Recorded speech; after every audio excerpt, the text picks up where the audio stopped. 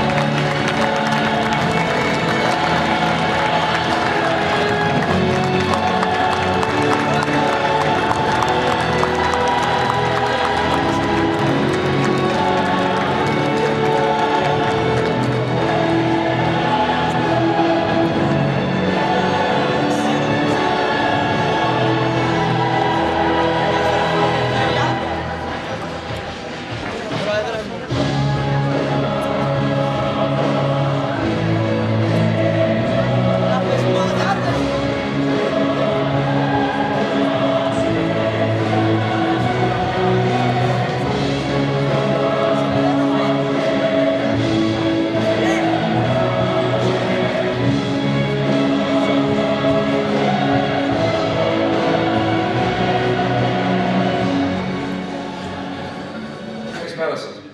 Θα παρακολουθήσετε ένα βιντεοσκοπημένο μήνυμα της Ευρωβουλευτού και εκπροσώπου του Δήμου της Νέας Δημοκρατίας, κυρίας Μαρίας Σπυράκη.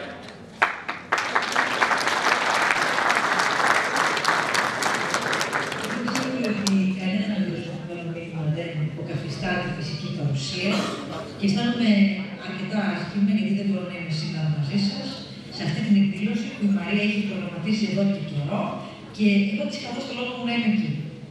Όμως, τα καθήκοντά μου ως προσώπου τύπου δεν μου επιτρέπουν να ταξιδέψω μέχρι την Καστοριά και να συναντήσω ανθρώπους που γνώρισα από τη Μαρία και οι οποίοι έχουν γίνει πλέον φίλοι. Η συγκυρία που μας φέρνει όλους μαζί είναι οι εθνικές εκλογές. Η Μαρία είναι ένα πρόσωπο που έχει αποδείξει στη διαδρομή ότι μπορεί όχι μόνο να εκπροσωπήσει δυναμικά την Καστοριά, αλλά οι παρεμβάσεις της να φέρουν αποτέλεσμα. Είναι μια γυναίκα μορφωμένη, είναι μητέρα, είναι σύζυγος, είναι από εκείνες τις γυναίκες που δείχνουν ότι μπορεί να γίνει, ότι μπορεί να τα κάνεις όλα και μπορεί να τα κάνεις και καλά. Από εκεί και πέρα είναι σε μια δύσκολη στιγμή όλη αυτή η εκλογική διαδικασία και είναι σε μια πολύ δύσκολη στιγμή γιατί δεν κρίνεται μόνο το ποιος θα κυβερνήσει τη χώρα την επόμενη μέρα, αλλά κρίνεται ουσιαστικά το ποια πορεία θα πάρει η χώρα σε σχέση με την ιστορική της διαδρομή. Στην πραγματικότητα, στις 25 Ιανουαρίου συγκρούονται δύο πλατφόρμες. Η μία αφορά στην Ευρωπαϊκή Ελλάδα. Είναι η πλατφόρμα που θέλει την Ελλάδα να παραμείνει στο σκληρό πυρήνα της Ευρωπαϊκής Ένωσης, να παραμείνει στο ευρώ, να κλείσει τους λογαριασμούς της με την μνημόνια και την κρίση και να προχωρήσει σταδιακά, συντηρητικά, βήμα-βήμα, χωρίς υποσχέσεις, χωρίς μεγαλοστομίες, αλλά πάντως ανασυγκροτώντας ό,τι έχει αφήσει πίσω της η κρίση και κυρίως παραμένοντας σε αυτό που η Ελλάδα επέλεξε. Το σκληρό πυρήνα της Ευρωπαϊκής Ένωσης, το ευρώ και φυσικά όλα όσα στην ασφάλειά του αυτό παρέχει. Από την άλλη πλευρά είναι η πλατφόρμα των αχαρτογράφητων νερών. Είναι η πλατφόρμα των υποσχέσεων που καλλιεργούν συναισθήσεις, είναι όμως συγχρόνως η υπόθεση της φιλοτροπίας στο τραπέζι. Και είναι η υπόθεση της φιλοτροπίας στο τραπέζι γιατί τη βάζουν πια τα στελέχη του ΣΥΡΙΖΑ, γιατί τη βάζουν πια και οι εταίροι μας σε κάθε εποχή, έστω και καλυμμένη. Είναι μια υπόθεση που μας αφορά όλους. Στην περίπτωση που ο ΣΥΡΙΖΑ αποφασίσει ότι μπορεί να μπλοφάρει στο όνομα της Ελλάδος, στο όνομα των Ελλήνων. Ήδη τα στελέχη του ΣΥΡΙΖΑ, εκτός από το ενδεχόμενο να μην πληρώσουν τις υποχρεώσεις της χώρας, βάζουν και το ενδεχόμενο αναγκαστικού δανεισμού μέσω εντόπων γραμματείων του δημοσίου που θα απευθύνονται στους καταθέτες. Και αν αυτά θέλουν τώρα να τα ξεχάσουν, εκείνο που σίγουρα δεν μπορούν να ξεχάσουν είναι το βαρύ φορολογικό πρόγραμμα το οποίο δεν κρύβουν από την προηγούμενη εβδομάδα τα στελέχη τους και το οποίο ανακοινώνουν και προειδοποιούν τους πολίτες έτσι. Λένε δηλαδή ότι θα τα φορολογήσουν όλα.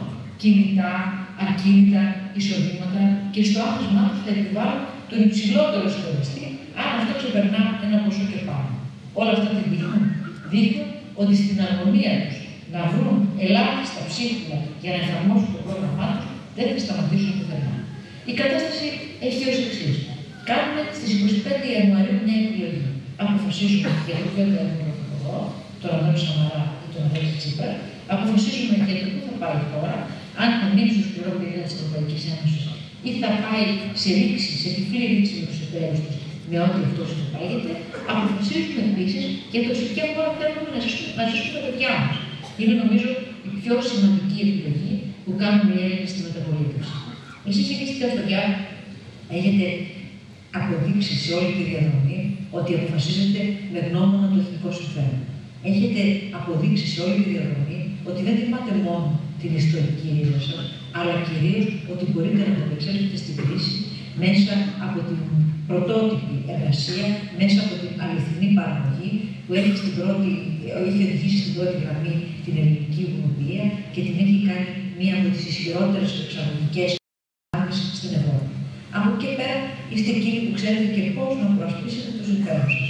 Το συμφέρον σας είναι σίγουρο ότι προασπίζετε στην ελεύθερη οικονομία, εκεί που οι άνθρωποι μπορούν να ζήσουν στον ανταγωνισμό, εκεί που οι άνθρωποι μπορούν να εξάγουν, να πουλήσουν τα προϊόντα τους και να μπορέσουν έτσι να αυξήσουν το εισόδημά τους. Εσείς εκεί στην Καστοριά ξέρετε επίσης ότι δεν μπορούμε να ζήσουμε με αφύλακτα σύνορα. Δεν μπορούμε να είμαστε μια χώρα που είναι ξέφτωρο κοπέλι.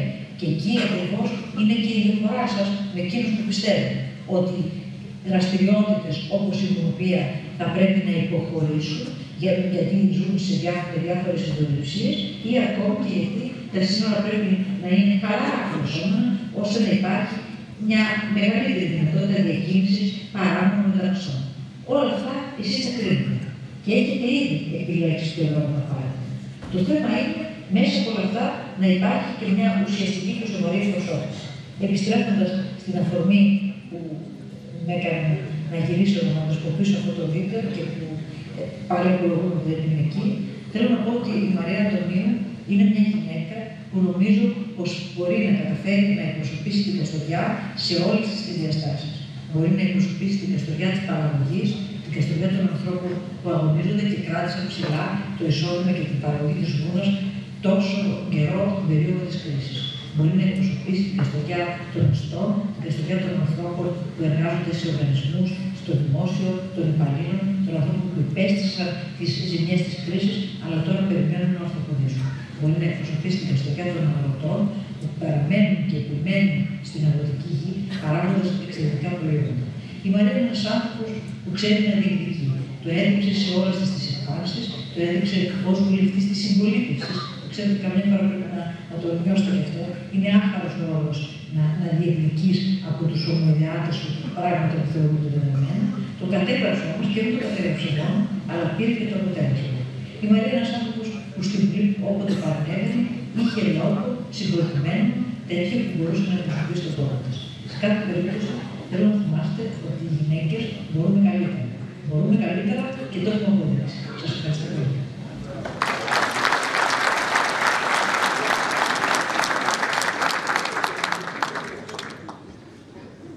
Καλώς στο βήμα την υποψήφια βουλευτή Καστοριάς, Μαρία Αντωνίου.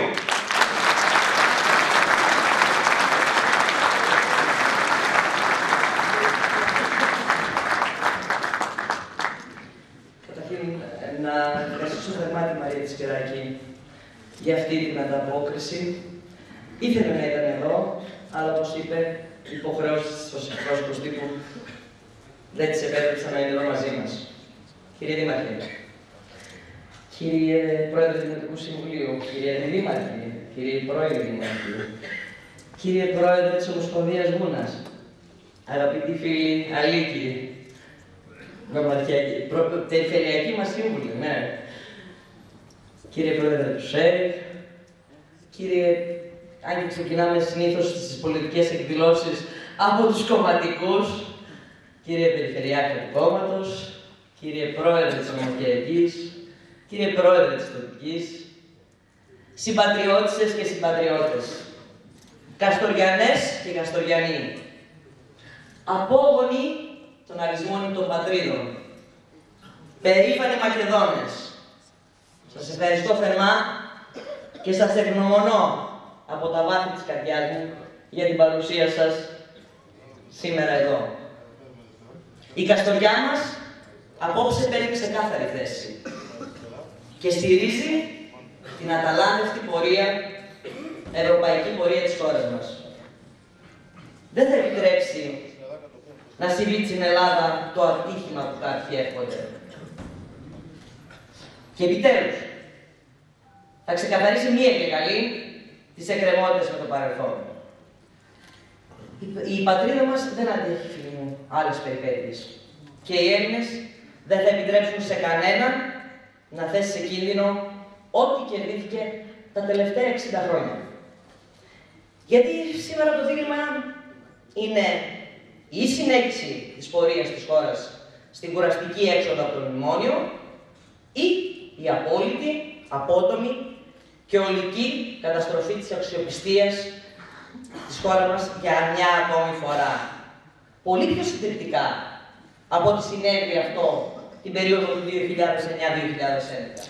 Η Ελλάδα και η πορεία της στην ευρωπαϊκή οικογένεια.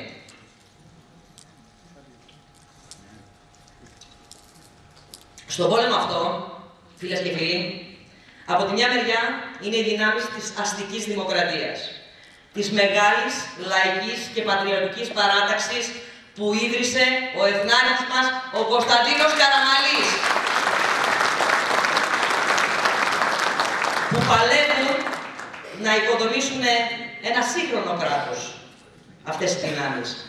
Με σταθερή την πεποίθηση ότι άλλος δρόμος από την Ελλάδα εντός του ευρώ δεν υπάρχει. Με πολιτική σταθερότητα και με βαθιές μεταρρυθμίσεις σε όλους τους τομείς. Με συμμαχίες με όλες τις φιλοευρωπαϊκές δυνάμεις. Με ξεκάθαρο ευρωπαϊκό προσανατολισμό και σταθερή προσήλωση στον εθνικό στόχο της ανάπτυξης. Με πολιτικές που θα επιτρέψουν να μην πάνε χαμένα τα βάρη που σήκωσαν και σηκώνουν στις πλάτες τους οι Έλληνες. Ασφαλώς. Και υπήρχαν άδικα και πολύ σκληρά μέτρα την περίοδο αυτή που πέρασε. Στέγνωσε κάποιες φορές η ψυχή μας να στηρίξουμε πολιτικές οι οποίες ήταν χρήσιμες, αλλά επώδυνες. Έγιναν λάθη? Έγιναν. Υπήρξαν παραλήψεις? Υπήρξαν. Και για τον λόγο αυτό υπάρχει κόσμος πληγωμένος. Κόσμος που βράχηκε, αλλά που δεν θέλει να πληγεί και που θα σταθούμε δίπλα σε αυτόν τον κόσμο. Γιατί ο Αντώνης Σαμαράς και η κυβέρνηση τήρησαν τη βασικότερη των υποσχέσεών τους. Να μην βγει η Ελλάδα από το ευρώ και να μην χρεοκοπήσει η οικονομία μας. Να μην γίνουμε Αργεντινοί, όπως κάποιοι ονειρευόταν. Η κυβέρνηση αυτή ανέλαβε το 2012 μια ουσιαστικά χρεοκοπημένη χώρα. Και την ξαναέβαλε στο χάρτη.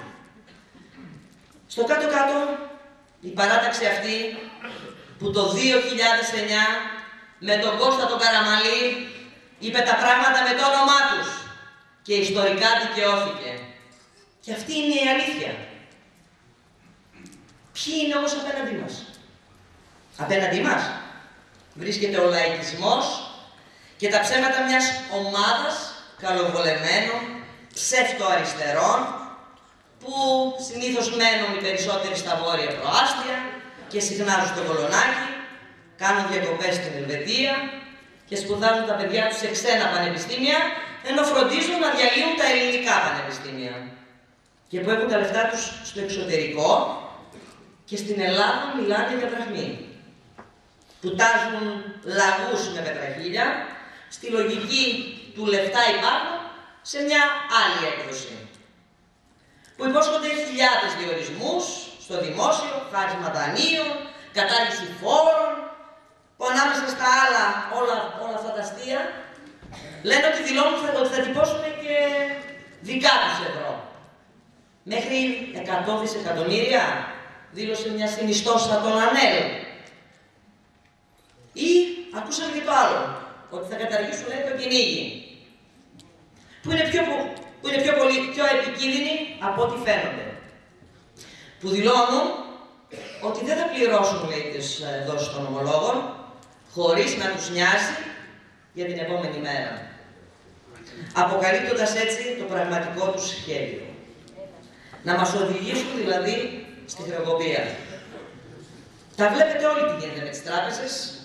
Δεν χρειάζεται να πω περισσότερα σε αυτό το θέμα. Που θέλουν επίσης να ανοίξουν τα σύνορα σε εκατομμύρια παράτυπους μετανάστες. Που στηρίζουν στην πρώτη ευκαιρία, το είδαμε πολύ τον τελευταίο καιρό, τους τρομοκράτες στα δικαστήρια. Που οι μισές συνιστώσεις από αυτούς αναγνωρίζουν, και εδώ είναι σημαντικό για την αρνητική μας περιοχή, τα Σκόπια με το όνομα Μακεδονία. Ενώ ο Κώστας Καραμαλής είχε ασκήσει βέτο για αυτό το πράγμα. Και που εν τέλει διχάζουν το λαό γιατί ονειρεύονται τη μεγάλη ρεβάνς. Αφού στα μυαλά τους ο εμφύλιος δεν τελείωσε ποτέ. Αυτοί λοιπόν είναι οι αντίπαλοι μας. Ανεύθυνοι και τυχοδιώκτες. Συνιστώσεις της συμφοράς. Και αυτός είναι ο πόλεμος που έχουμε μπροστά μας.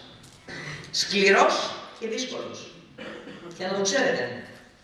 Είναι ένας πόλεμος που δεν έχει ημερομηνία λήξης στην 25η Ιανουαρίου. Θα συνεχιστεί και μετά. Και θα κρίνει το μέλλον και των επόμενων γενεών. που ανάλογα με το τι θα κάνουμε εμείς σήμερα, είτε θα μας αποθεώσουν οι επόμενες γενιές, είτε θα μας αναθεματίζουν. Στον τόπο μας, στην Καστοριά, νιώσαμε ήδη τι σημαίνουν οι πολιτικές του ΣΥΡΙΖΑ. 2 μήνες τώρα, ένας από τους σημαντικότερους κλάδους για την Καστοριά, τη Δυτική Μακεδονία, αλλά και την πατρίδα μας, η ελληνική βουνοποιία, δέχεται μια απίστευτη επίθεση. Ούτε λίγο ούτε πολύ, τη ζητάνε την κατάργησή της. Επιτίθονται με μίσος στους βουνοποιούς, στους βουνεργάτες, αποκαλώντας τους εγκληματίες. Αλλά δεν θα τους περάσει.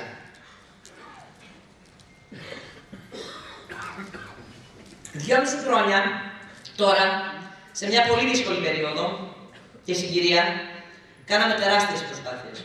Το ξέρουν οι άνθρωποι της Γούνας. Να στηρίξουμε τον κλάδο. Όλοι οι φορείς της Γούνας, ενωμένοι, και το τονίζω, συνεργαστήκαμε, συναντηθήκαμε με όλους τους αρμόδιους υπουργούς και επιλύσαμε μια σειρά θεμάτων που αφορούν στο σύνολο του κλάδου και των βουνοποιών, αλλά και των εκτροφέων βουνοφόρων ζώων. Αποκορύφωμα της όλης προσπάθειας ήταν η κατάργηση του φόρου πολυτελείας, 10%. Έτσι δεν είναι, κύριε Πρόεδρε? Ο μοναδικός φόρος που καταργήθηκε τα τελευταία χρόνια. Μια καλή συνεργασία που είμαι σίγουρη ότι θα συνεχιστεί και τα επόμενα χρόνια, αγαπητοί φίλοι της Γούνας, πρόεδροι και πρόεδροι του ΣΕΡΕ. Αυτή είναι η αλήθεια. Αυτή είναι η πραγματικότητα. Ασφαλώς, σε μια περίοδο μεγάλων δομικών αλλαγών, σε όλους τους τομείς, στην οικονομία, στην παιδεία, στην υγεία, στις ένοπλες δυνάμεις, στα σώματα ασφαλείας, στα δημόσια έργα, χρειάστηκε πολλές φορές να δώσουμε μάχη για τα αιτήματα και των συμπολιτών και του τόπου μας. Μετά την εφαρμογή του σχεδίου Αθηνά, που μείωσε, παραλαμβάνω, τα τμήματα των πανεπιστημίων και των ΤΕΗ σε όλη τη χώρα, στην Καστοριά διατηρήσαμε 2 ισχυρά τμήματα ΤΕΗ, στα οποία μάλιστα φέτος αυξήθηκαν οι εισακτέοι. Αυτή είναι η αλήθεια. Αυτή είναι η πραγματικότητα. Μετά την νέα διάταξη των ενόπλων δυνάμεων και την μετονομασία της 15ης Ταξιαρχίας σε 15ο Σύνταγμα στρατού, η παρουσία του στρατού παραμένει ισχυρή. Και μάλλον αυξήθηκε. Γιατί ενώ μετά από πολλά χρόνια λειτουργούν τα συνοριακά φυλάκια, τα οποία ήταν κλειστά για πολλά χρόνια, αυξάνοντας έτσι το αίσθημα ασφάλειας στους κατοίκους των ακριτικών περιοχών, που βλέπω αρκετούς από αυτούς εδώ και τους ευχαριστώ. Αυτή είναι η αλήθεια. Αυτή είναι η πραγματικότητα. Στο νοσοκομείο της Καστοριάς, παρά τη δύσκολη οικονομική συγκυρία, είχαμε προσλήψεις μόνιμων γιατρών αυτή τη διετία και επικουρικών, και μετά από πολλά χρόνια λειτουργήσε οφθαλμολογική κλινική. Ενώ ήδη λειτουργεί το νέο τμήμα επιγόντων περιστατικών και κατασκευάζεται μετά από πολύ καιρό και με πολύ μεγάλη προσπάθεια και αγώνες αυτά τα 2,5 χρόνια η νέα μευτική κλινική με χρηματοδότηση από το ΕΣΠΑ. Δεν λέω ότι δεν υπάρχουν προβλήματα, αλλά πάντως καταβάλλεται κάθε δυνατή προσπάθεια. Και να έρθω σε ένα μεγάλο επίσης έργο που αφορά και την περιοχή μας. Ο αγωγός φυσικού αερίου, ο ΤΑΠ, ο γνωστός ως ΤΑΠ. Ο αγωγός που ουσιαστικά θα φέρει αέριο, αζέρικο αέριο, από την Ευρώπη, προς την Ευρώπη, και που βάζει την Ελλάδα στο παγκόσμιο ενεργειακό χάρτη. Όταν το 2012, τον Οκτώβριο, ανέφερα τη συνάντηση με τον Διευθύνων Σύμβουλο του ΤΑΠ για την Ελλάδα, κάποιοι το χλέβασαν. Συμμετείχα, όπως είδατε και στο βίντεο, στην επίσημη αντιπροσωπεία με την ελληνική κυβέρνηση υπό τον τότε πρόεδρο εξωτερικών Δημήτρη Αβραμόπουλο και από τότε κύλησε πολύ νερό στα βλάκια. Έγιναν οι διακρατικές συμφωνίες και ήδη υλοποιούνται όλες οι πρόδρομες ενέργειες. Πρόκειται ειλικρινά για ένα πολύ μεγάλο έργο που και θέσεις απασχόλησης θα δώσει κατά τη διάρκεια κατασκευής, αλλά και αν δουλέψουμε σωστά όλοι μαζί, αυτοδιοίκηση και βουλευτές, θα αποφέρει και γενικότερα ωφέλη για τον τόπο μας. Αυτή είναι η αλήθεια. Αυτή είναι η πραγματικότητα. Τον Αύγουστο του 2012 ενεργοποιήσαμε μια υπόθεση που είχε λίγο ξεχαστεί. Την κατασκευή του νέου αστυνομικού μεγάρου. Δυστυχώς, μετά από πολλές προσπάθειες, μετά από υπογραφή της σύμβασης για την κατασκευή του κτηρίου, με όλους τους αυτοδιοικητικούς φορείς, με κεντρικά συμβούλια νεωτέρων μνημείων, με επισκέψεις, με συναντήσεις, και εκεί που ξεκινούσε η υλοποίηση του έργου, δυστυχώς μια μικρή ομάδα συμπολιτών μας προσέφηκε στο Συμβούλιο της Επικρατείας και το θέμα πάγωσε. Είμαι σίγουρη όμως ότι πολύ σύντομα θα έχουμε την απόφαση και θα ξεκινήσει το έργο. Τον Αύγουστο του 2014, μετά από πολλά χρόνια, σχεδόν περίπου 30, που ήταν κολλημένο, υπογράφτηκε από τον αρμόδιο υπουργό, και είναι πλέον σε ισχύ η επέκταση και η τροποποίηση του σχεδίου πόλης Καστοριάς. Έτσι δεν είναι, Δήμαρχε? Ένα πολύ σημαντικό εργαλείο που παιδευόταν πολύ καιρό η καστοριανή κοινωνία για να βγει στο φύλλο εφημερίδας της κυβερνήσεως. Προχωρήσαμε στη συνεργασία με όλους τους φορείς και θέλω να τους ευχαριστήσω, και το επιμελητήριο και το εργατικό κέντρο και όλους τους φορείς αυτοδιοικητικούς και τους επιχειρηματικούς σε ένα φιλόδοξο τοπικό πρόγραμμα απασχόλησης στη σύνταξη αυτού του προγράμματος ύψους περίπου 13 εκατομμυρίων ευρώ για να χτυπήσουμε την ανεργία και να δώσουμε δουλειά σε νέα παιδιά. Να αναφέρω όμως ότι ολοκληρώσαμε σε αυτή τη διετία, μετά από πολλή αγωνία και αφού βρήκα 2,5 εκατομμύρια ευρώ, το προηγούμενο τοπικό ολοκληρωμένο πρόγραμμα. Το πρόγραμμα αυτό των 13 εκατομμυρίων ευρώ που θα χτυπήσει την ανεργία θα ενταχθεί στην επόμενη προγραμματική περίοδο του ΣΕΣ 2014-2020 και οι διαδικασίες για την υλοποίησή του θα συνεχιστούν αμέσως μετά τις εκλογές. Ιδρύθηκε επιτέλους, με πολλή αγώνα επίσης, ο φορέας διαχείρισης της λίμνης Καστοριάς. Ενώ στο αρχικό νομοσχέδιο προβλεπόταν η έδρα του φορέα στα Γιάννενα, με πολλή προσπάθεια ιδρύθηκε και ο φορέας και η έδρα πήγε στην περιφέρεια Δυτικής Μακεδονίας, εκεί που ανήκει. Και εντάχθηκαν επίσης σημαντικά έργα και υλοποιούνται για την εξυγίαση της λίμνης, κύριε Δήμαρχε, ύψους 10 εκατομμυρίων ευρώ. Στο πρωτογενή τομέα, πέρα από την ένταξη των εκτροφέων γουνοφόρων ζώων στις κτηνοτροφικές μονάδες, ξεκόλλησε το φράγμα Νεστορίου και υλοποιείται. Εντάχθηκε με μεγαλύτερο προϋπολογισμό, 5 εκατομμύρια ευρώ, η μελέτη του αρδευτικού και δημοπρατήθηκε. Επίσης, ξεκίνησε δημοπρατήθηκε η μελέτη του φράγματος Διποταμίας και του έργου είναι γύρω στα 9 εκατομμύρια ευρώ και τον έργο αναδασμό του αγροκτήματος Γέρμας. Ενώ προχώρησαν γρήγορα όλα τα θέματα αποζημιώσεων των παραγωγών, το 12 με τα φασόλια, με τα μήλα και των νέων αγροτών.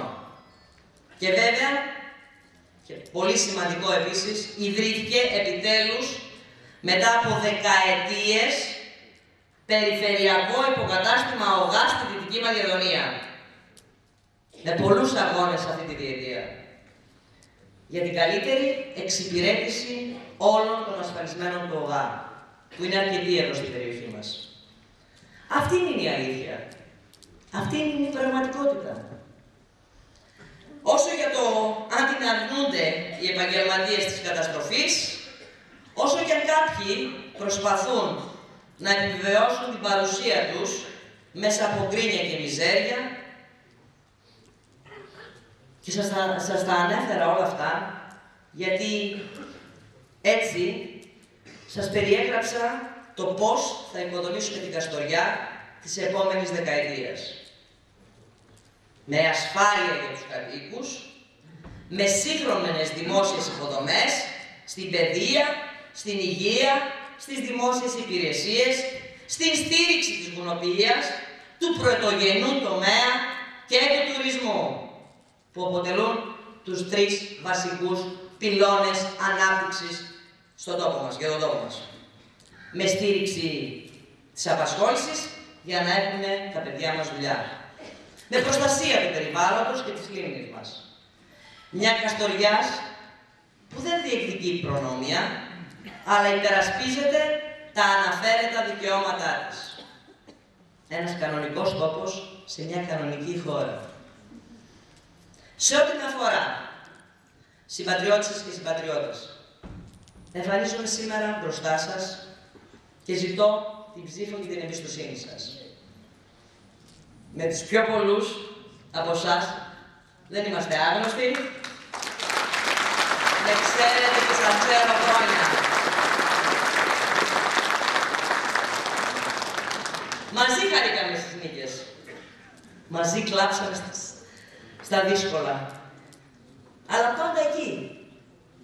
Με πείσμα, με επιμονή. Στο ίδιο μετερίζει. Δεν ύψωσα ποτέ σημαία ευκαιρίας. Δεν αλλάζω απόψεις ανάλογα με τη συγκυρία. Γιατί δεν πήγα στην πολιτική για να αλλάζω θέσεις σαν τα πουκάμισα. Γιατί δεν γονάτισα και δεν γονατίζω μπροστά σε τίποτα και σε κανέναν.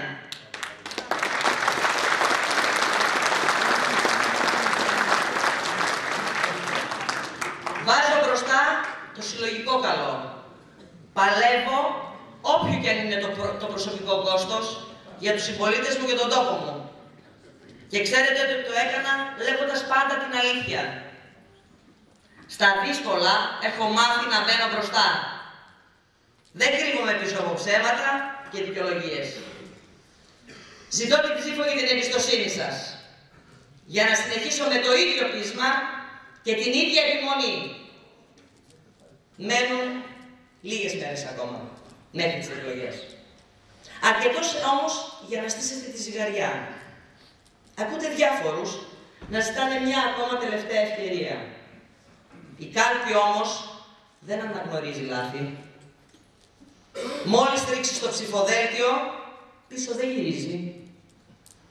Είμαι σίγουρη όμως ότι στο μεγάλο πόλεμο που έχουμε μπροστά μας, από τον οποίο θα γραφτεί η ιστορία, όλοι εσείς περήφανοι Καστοριανοί δεν θα λαθέψετε. Και να ξεκαθαρίσω κάτι ακόμα εδώ. Η δύναμή μου είστε εσείς. Η μοναδική μου δύναμη είστε εσείς και η εμπιστοσύνη σας. Κρατήστε λοιπόν ψηλά τα λάβαρα των κοινών μας απόψεων. Στείλτε παντού το μήνυμα. Συστράτευση, συσπήρωση, συμμετοχή. Προχωράμε δυνατά. Γιατί εμείς ξέρουμε να δίνουμε μάχες. Γιατί εμείς ξέρουμε να κερδίζουμε μάχες. Η νίκη είναι στα χέρια μας.